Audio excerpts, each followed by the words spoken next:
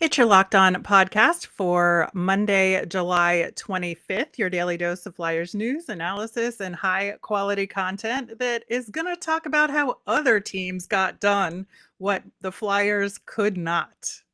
Really? Other teams are able to do stuff? It's a miracle. You're Locked On Flyers, your daily podcast on the Philadelphia Flyers. Part of the Locked On Podcast Network. Your team every day.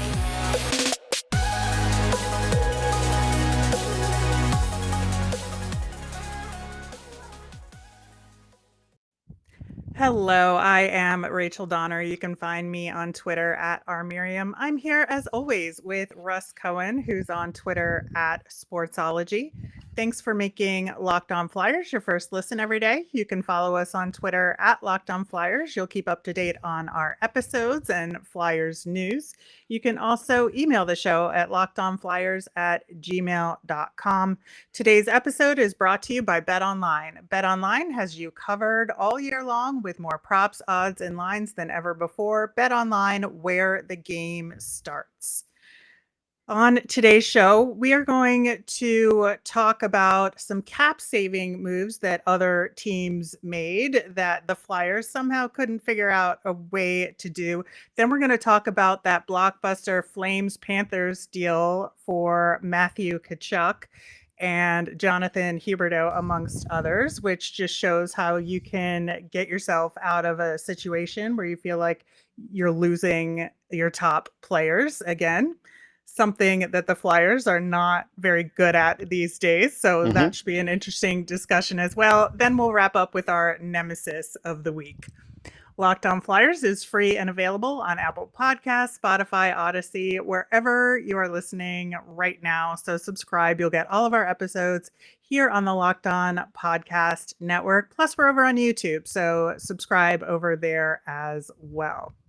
In the wake of Johnny Gaudreau signing with the Columbus Blue Jackets, Jarmo had some tough decisions to make because Laine's contract was up for renewal, but there really wasn't going to be room to keep him and a bunch of other players on the team. So what they wound up doing was giving Patrick Laine a 4-year deal at 8.7 on the cap on Friday, and then turning around and trading a really good player in Oliver Bjorkstrand to Seattle. They got a 3rd and 4th round pick in next year's draft in return. And you know, that is an amazing deal for the Kraken to get a player of that caliber for, you know, just a 3rd and 4th round pick. But the Blue Jackets were in a tough situation and you have to make tough decisions. And they decided to go with the Johnny Gaudreau Patrick Laine combo on their team. And you know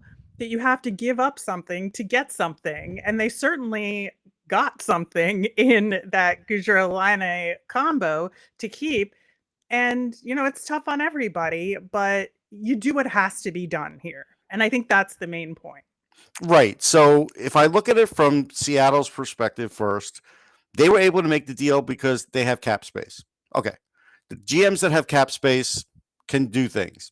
Flyers don't have cap space. They never planned for cap space. So that was never going to be an option for them. As far as the other things, though, as far as Gaudreau, like I just talked to Brian Hedger on Off the Post, and it was interesting because when you start talking to other reporters from other markets, you find out their perspective, and his perspective was they weren't expecting to get Johnny Gaudreau in that market. He doesn't even think Jarmo had any idea he was going to get Johnny Gaudreau until, like, Johnny Gaudreau had said in a Barstool interview that, hey, it would have been cool to play for the Flyers, but I didn't expect them to be able to clear the cap space. So, like, and I don't know if he meant that because it was hard or because of the GM or both. So, like, that's just Johnny being honest. And so that happened. And fair enough. He's entitled, you know? Yes. But clearly he wanted to be a Flyer. That was the first time where he finally said he wanted to be one. So when you look at the situation and say, and look, I'm a draft guy. I like to keep assets. But when you start looking at a situation like Gaudreau where he's 29, I think, and so you'd have him for a while, if you're going through a retool, you certainly would have him still at his best hockey through a retool. And more, and then some. So based on that, if you don't want to give up that 2023 first, I get it. but you have multiple firsts after that, and you have other picks, and you have other prospects, and you have other things that you could have gone down a laundry list. And even if guess what? Even if in that deal you had to give them Travis Sanheim, fine. Then you give them Travis Sanheim. Again, 100-point scorers in this league don't come around very often, and most likely you're never going to draft one. That's the reality. Absolutely. And, I think that given all of that, the fact that you are never going to draft one, as much as I love Travis Sanheim, and I think he's potentially the best defenseman on the team right now, you can draft another Travis Sanheim. Yes. Like, he is replaceable. Again, as much as I hate to say that because I love him. Yeah, me too. He is absolutely a replaceable player. And so if that's what somebody wants, give it to him. Give him Cam York. That's Right. a first round draft Right. pick, so You have to do it. You have to do it. you do. And I don't think it was an impossible deal to make. No. And it just goes to show you again, from what Columbus was able to do here, that these kind of moves are possible, and they're possible, clearing the cap space is possible after that initial rush Right. of trades and signings in free agency. Like, there is room here to make those sorts of moves. You just we have to pointed out have a the path, will to like- do it. Right. We pointed out a path. You could have bought out JR if you lose Sanheim's salary, and maybe somebody else. You might have had to trade somebody else. But again, that's okay because you're in the process of retooling.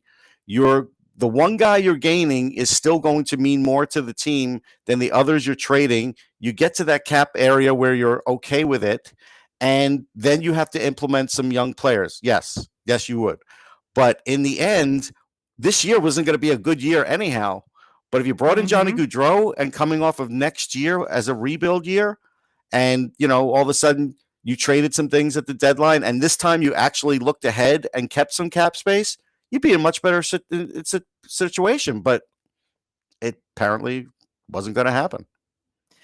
Yeah, and I think looking forward that way, it again brings you back to the idea of what was the plan here and not having a clear direction in terms of this rebuild versus retool. Because again, I think people, if they got Johnny Gaudreau as part of an aggressive retool, losing other assets is part of that process and is understandable. But they just wound up with nothing, which is just so infuriating. You just don't feel like, even if you think there's going to be some improvement defensively with Tony DeAngelo and a Torts system, marginally so, I would say, it just doesn't even come close to the kind of impact that Johnny Gaudreau would have. Right. I mean, that's, Hedger was talking, we talked about Adam Boquist, who is over in Columbus, and they're hoping to just get some defense out of him. That's the same situation as DeAngelo, except Boquist isn't going to play top pairing for them. Like, that's, that's the important part. That's the important part. And that's so, again, if you didn't spend that $5 million, and let's say it was Sanheim, well, there's your money for Gaudreau.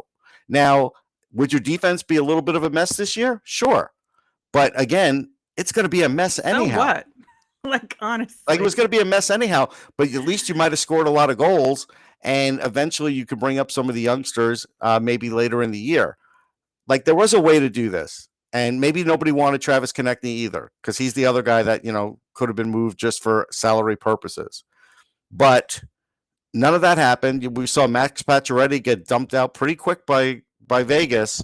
I would say Pacioretty is better than JVR, but again, the Flyers had 2 years to move JVR, and that's the real failure here. They've had 2 years to do it. They signed other players while doing it. Like, they signed Ristolainen, they signed DeAngelo. So they kept building on that cap number before they got rid of this guy. And I thought last year, and this is a big thing, we talked about this last year. I thought last year, when they knew they were out of it, that they were going to start to gain some cap space. But they really didn't. They didn't. And This is absolutely 2020 hindsight here, but I almost wish that instead of paying to get rid of Shane Gostisbehere, that they paid to get rid of JVR instead. Yeah, I mean, that is 2020. I mean, I'm not going to get That's him on why that I one. admit to that. Yes. But Yeah. But it's still, something I I mean, wish they would have done. yeah, it's not outrageous to say.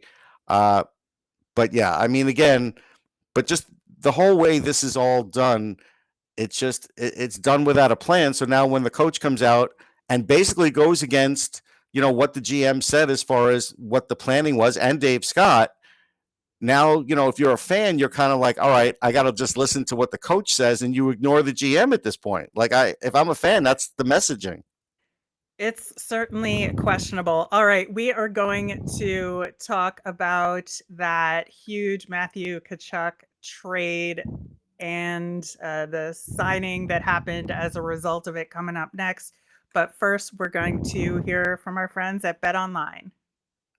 BetOnline.net is your number one source for all your betting needs and sports info. Find league reviews and news on every league, including Major League Baseball, and all the info leading up to next year's NFL, NBA, and NHL seasons. They even cover combat sports, esports, and golf too. BetOnline is your continued source for all your sports wagering information, from live betting to scores and podcasts and more. BetOnline is the fastest and easiest way to check in on all your favorite sports and events. Head to the BetOnline website today or use your mobile device to learn more about the trends in action. BetOnline, where the game starts. All right, so if you were one of the people that stayed up late, at least East Coast time, on Friday night, super late, I think it was around 11:30? 15, Yeah. 11:30 Yeah. Eastern, where the blockbuster trade was announced, where Matthew Tkachuk was traded to the Florida Panthers with a 4th round pick for Jonathan Huberdeau, MacKenzie Weegar, Cole Schwindt, and the 2025 Panthers 1st round pick, which is lottery protected. Right. So it would convert to 2026. But this is a bonkers deal for many reasons. And I think it's high risk for both teams, but high reward as well. So obviously, Florida gets a high-end player in Matthew Tkachuk. And, given the situation that they were in, they had to give up a lot. Again, something that the Flyers seem to be less willing to do. They did give up that 1st round pick. Florida doesn't have a 1st rounder until 2026 now, and they are willing to live with that. Right. Yeah, I mean, now they better win, because otherwise it's not going to look good for Bill Zito. That's a part of the process. But what I would say to this is, the first thing is, I'm not shocked he got traded, right? Like, I think we've talked about it on the show. Yeah, like we knew he was not going to be there. I am shocked he didn't go to St. Louis. I'm not shocked that Bill Armstrong in St. Louis did not want to sign this kind of deal, because this is like a poison deal. Like, I get it, Tavares has it, but a lot of Leafs fans complain about the Tavares deal now and how you can't do anything with it. And, well, you're not going to be able to do anything with this deal either. Now, I get it. He's 24, but with the style that he plays, can you guarantee that in year 8, he's going to be really good still? Like, that's, that's a question that's fair to ask. And with all the signing bonus, won't matter. If he turns, let's talk through that deal, Yes. because to make sure it's clear, we know what we're talking about. Because what happened was that he signed that deal with Calgary so that he could get an 8-year contract, because Florida would not have been able to offer that to him. And then the trade happened after the deal, but it is structured so it's only $1 million in salary per year, and there's various bonuses that add up to the total of the $76 million contract. So the first year it's a $10.25 million bonus, and I think in the last year it's around $6 million. But that makes the contract very hard to move and impossible to buy out. Right. So I have to look at a few things here. And it was the first sign and trade like in NHL history. We knew it would happen at some point, because it happens in the NBA every once in a while. But here's the thing. So from Florida's standpoint, I get it. They got manhandled by Tampa. They feel like this is their way out of that. They get a guy who could, score and handle himself and be a jerk on the ice and be physical and all those things. they did weaken their defense. MacKenzie Weegar is a hell of a defenseman, and now they've put more pressure on Aaron Ekblad, and so you kind of wonder defensively how they're going to make up for that. But again, they still have a very strong team, and maybe if they have a good defensive structure, they could do that. The risk there is it's the Florida market. They don't make a lot of money with fans showing up and everything else. Some may show up now for Matthew Tkachuk, but again, if they start to falter in 3 or 4 years, this Florida market is going to be hamstrung with that deal. And again, they don't pull in a lot of fans to keep this franchise, in great shape. So this is a tremendous risk. I think it's too risky of a contract for me. I would sign him to 8 years. I just never would have signed him to this kind of deal where you can't be moved. But guess what? They probably wouldn't have gotten him without that. I get it. That's why he went to Florida, because he pocketed the most possible money. So it's a big gamble. Now, from the Calgary side, I don't know if they're going to re-sign Weegar and Huberdeau. I think they'll try. That's the huge risk there, right? Because both of those guys are on expiring deals this upcoming year. So they could end up with nothing. But at the same time... Well, they still have a first, and they still have Cole Schwindt. Schwindt's a decent player. He might be a third liner in the NHL, just so people know. Right, but this first isn't for 2 more years. And so if you're Calgary and you're looking at your window right now, because you've gone from a competitive playoff team before this deal, knowing that Matthew Tkachuk was on his way out and Johnny Gaudreau is gone, giant question mark if you can even make the playoffs at this point. So your return for Tkachuk has to be solid and get you through the next couple of years before you can draft and develop more, right? So I think that the risk is high on both sides here, but I think Calgary made the right move in doing this. Yeah, Calgary, considering they had their back up against the wall, they had to do something. So they had to do this move. Again, if they don't get these guys re-signed, the argument will be at trading deadline, are you really a cup contender? You've got to really figure that out now. And it doesn't matter what Daryl Sutter thinks. He'll just have to be a big boy and figure it out. But if you're not really a cup contender, then you better flip those pieces. If you are, then, like you said, you're going to go and try and win that cup. You're going to try and re-sign those players after. You may not get either one of them. And that's where you could really get hurt, because if that happens, they're no longer, a big cup contending team. And they're now in that sort of retooling, rebuilding mode instantly. It instantly puts them there. So that is the risk. But the one thing I'll say about Brad Treliving is we all said when Gaudreau was gone and we could see Tkachuk leaving that they probably were not going to be a strong cup contender, and they are still a strong cup contender. So he proved us wrong on that one, but in the future, that's where it could hurt. Well, and again, bringing that back to Chuck Fletcher and what the Flyers are doing, that also shows that, Calgary was able to do things to maintain a level of competitiveness, even in those dire situations that the Flyers were unable to do. Yeah, this was dire, folks. Like, you lost 200 points. 200-something points just walked out the door. You didn't replace the 200 points. You got better defensively. Maybe you replaced 85 of them, and maybe with some rookies you'll get another 60 or 70. But now they're going to play a more defensive style, because that's the way they're going to survive with good goaltending and that. And Sutter can do that. I mean, they're going to completely change. And that's the thing, is they have a tremendous goaltender locked up for the next several years. So that's something they don't have to worry about ostensibly. Right. And so I think that you almost have to go for it at that point, right? Because you want to be able to take advantage of that and stay competitive.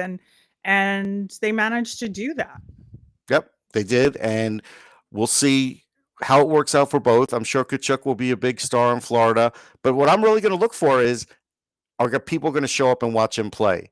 Because otherwise, this is where this deal could really hurt in the future, because if they don't get great attendance, and let's say they never make it to the Stanley Cup, we could be reading about the Florida Panthers in 5 or 6 years and say, what's going on with this franchise? It's in trouble again. Now, I get it. From Bill Cito's perspective, he can't look that far down. He has to do the job that he's doing, and he's a former agent, so he definitely worked every agent magical trick on this contract. and now we'll see. I mean, this is It's definitely a test case for the NHL. really NHL. It is. And I'm very interested to see if other contracts like this become more prevalent down the road, or if people are going to look at this and be like, and stay away from it.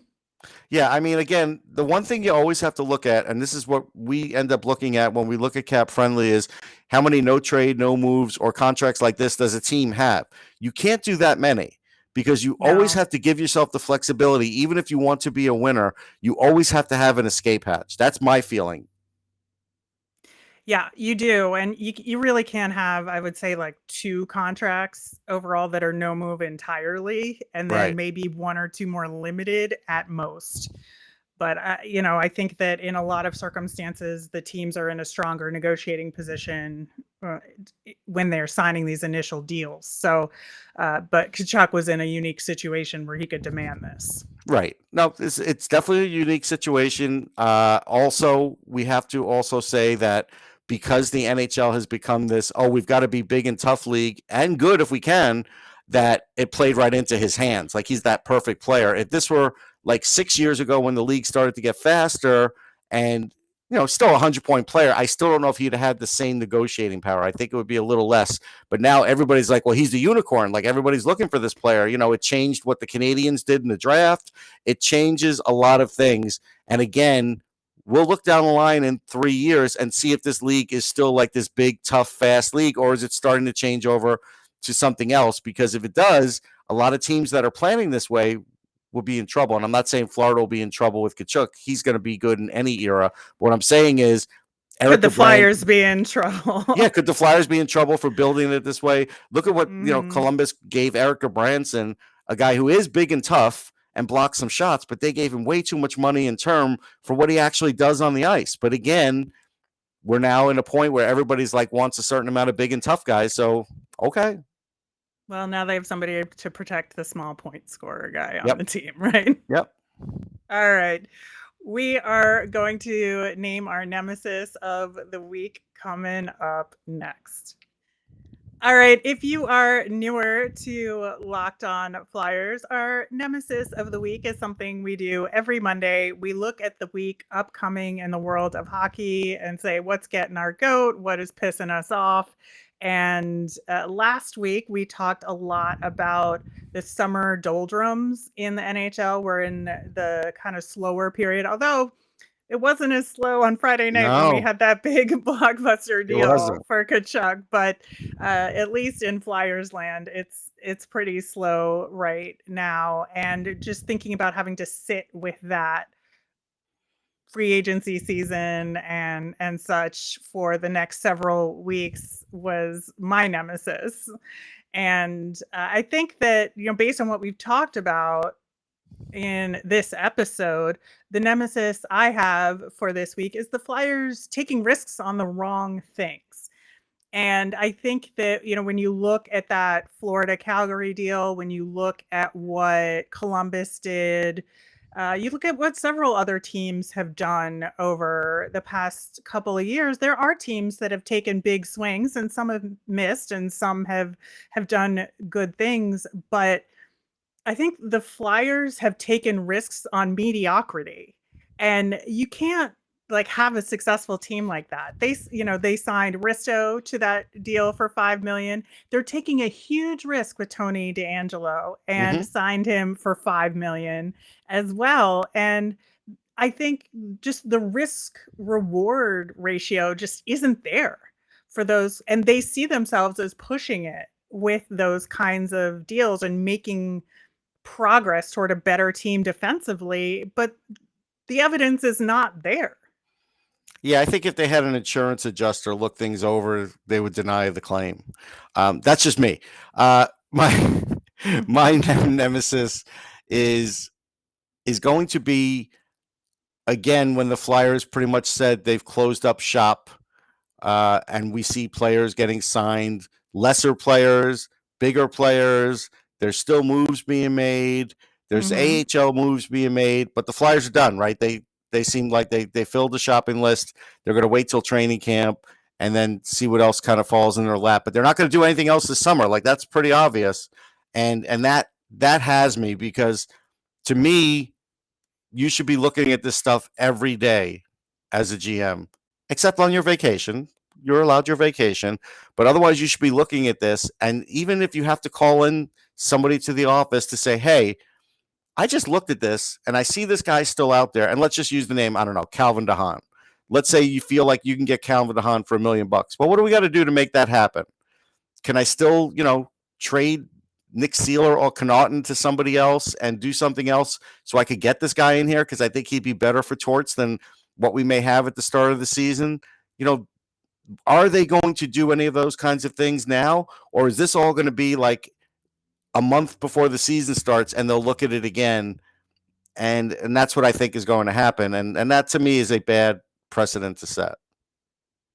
Yeah, I think so too. It's just the inaction or the inability to even suggest that they're going to continue to look at things. Even if you don't, just say you're going to make it seem like you are actually continuing to work and make phone calls and take phone calls on players and such. And it's just baffling to me. I do want to add another side nemesis for the week with San Diego Comic-Con happening this past weekend. All the big Marvel announcements that came out about phase 5 and 6. Man, if you are not interested, just say nothing and move on with your life. Like, just trying to be negative about things that other people enjoy. Let people have their fun. Oh, I agree. Right? There were some things that made me excited. Yeah. For whatever reason, the thing that I was most excited about on that list was the reintroduction or whatever they're doing with Daredevil with Charlie Cox and Vincent D'Onofrio, because that was a great series and he was terrific, way better than Ben Affleck in that part, by the way, right? Yeah, and he's going to show up in the She-Hulk series. So I'm so there you go. So I'm happy for that. Like, that made me happy. I was like, yeah, you know what? That's really good. I like that. Yeah. So if you don't like it, that's cool. Not everything has to be for you. Just move along with your day and let people have their fun. Yep. All right, that'll do it for today's show. We will be back again on Wednesday. We are going to be talking to Scoop Cooper, who's a hockey historian, knows all about the Flyers. So we're going to dig into some Flyers history there. Should be a lot of fun. As a reminder, we always want to hear from you. So send in your mailbag questions via Twitter at LockedOnFlyers. You can email us at lockedonflyers@gmail.com. You can also comment over on YouTube as well. I'm Rachel. I'm on Twitter at rmiriam. That's RMIRIAM. I'm Russ. I'm at Sportsology, SPORTSOLOGY. You made us your first listen today. Now make your second listen Locked On NHL. Locked On experts give you a daily 30-minute podcast on all things NHL all year long. You can stay up to date on everything in the hockey world with Locked On NHL. Have a great day, everyone.